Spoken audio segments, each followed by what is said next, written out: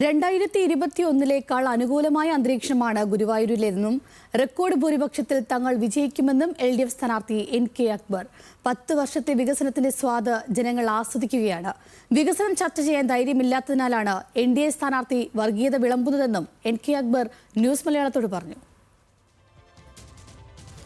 ഗുരുവായൂർ മണ്ഡലത്തെ ചുറ്റിപ്പറ്റിയാണ് ഇപ്പോൾ വിവാദങ്ങൾ മുന്നോട്ട് പോകുന്നത്. പരമ്പരാഗതമായി UDFന്റെ ഭാഗത്തുനിന്നും ലീഗ് മത്സരിക്കുന്ന മണ്ഡലം, കഴിഞ്ഞ ഏറെക്കാലമായി തുടർച്ചയായി CPM-ഉം LDF-ഉം വിജയിക്കുന്ന മണ്ഡലം. ഈ മണ്ഡലത്തെ ചുറ്റിപ്പറ്റിയുണ്ടായ വിവാദങ്ങൾ നമുക്കറിയാം.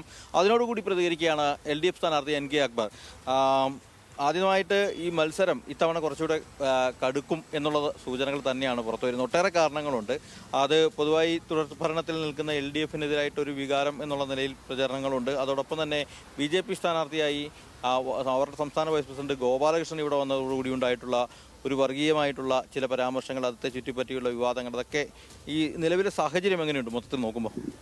വളരെ കഴിഞ്ഞ പ്രാവശ്യത്തെക്കാളും അനുകൂലമായ അന്തരീക്ഷമാണുള്ളത്.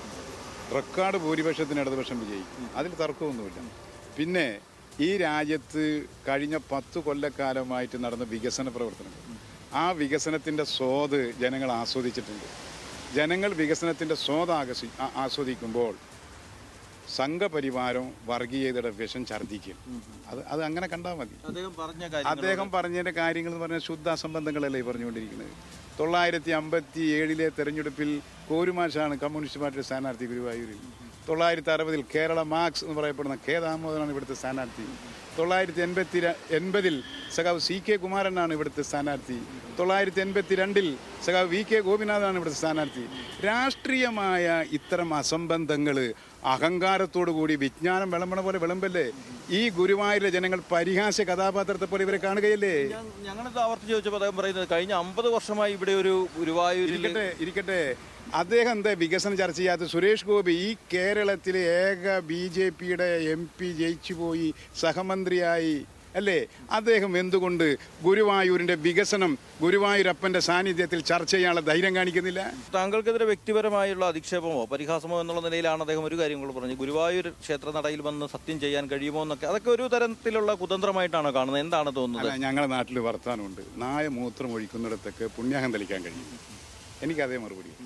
ഒരു കാര്യം, ഇതൊരു തെരഞ്ഞെടുപ്പ് രാഷ്ട്രീയ നീക്കം ലക്ഷ്യമിട്ടാണോ? A ക്ലാസ് മണ്ഡലമായിരുന്ന കൊടുങ്ങല്ലൂരിൽ മത്സരിക്കേണ്ടിരുന്ന ഗോപാലകൃഷ്ണൻ അവിടെ നിന്നും C ക്ലാസ് മണ്ഡലമായിട്ടുള്ള BJPയെ സംബന്ധിച്ച് C ക്ലാസ് മണ്ഡലമായ ഗുരുവായൂരിൽ വരുന്നു. അവിടെ ഒരു വോട്ട് വർധനം ഉണ്ടാക്കേണ്ടത് അദ്ദേഹത്തിന്റെ വ്യക്തിപരമായ ആവശ്യം കൂടി, അങ്ങനെ ഒരു നീക്കമായിട്ട് ഇത് കാണുന്നുണ്ടോ? അങ്ങേരെ തന്നെ വന്നിട്ട് ഇവിടെ പറഞ്ഞത്, ഞാൻ കൊടുങ്ങല്ലൂരിലാണ് തീരുമാനിച്ചത്, അവിടെ കിട്ടാണ്ടായപ്പോൾ ഞാൻ അവിടെ വന്നു. അപ്പോൾ അങ്ങനെയൊക്കെ അവിടെ എവിടെയും കിട്ടാത്ത ആളുകളെ പിന്നെ ഞാൻ പറയണില്ല. CH റഷീദ് മുസ്ലിം ലീഗിന്റെ സ്ഥാനാർത്ഥിയാണ്. മുസ്ലിം ലീഗിന് വലിയ സ്വാധീനമുള്ളൊരു മണ്ഡലം കൂടിയാണിത്. അവിടെ അദ്ദേഹവുമായിട്ടുള്ള പോരാട്ടത്തെ എങ്ങനെ കാണുന്നു? അല്ല, ഇടതുപക്ഷ ജനാധിപത്യ മുന്നണി റെക്കോർഡ് ഭൂരിപക്ഷത്തിന് വിജയിക്കും. തുടർഭരണം ഒരു സംശയവുമില്ല.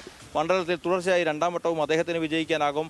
LDF സർക്കാർ 3ാമതും അധികാരത്തിൽ വരുമെന്നാണ് ഗുരുവായൂരിന്റെ സിറ്റിംഗ് MLA ആയിട്ടുള്ള NK അക്ബർ നമ്മളോട് പറയുന്നത്. ക്യാമറമാൻ രാഹുൽ സുദേവിനൊപ്പം ലെവിൻ K വിജയൻ, ന്യൂസ് മലയാളം, തൃശൂർ.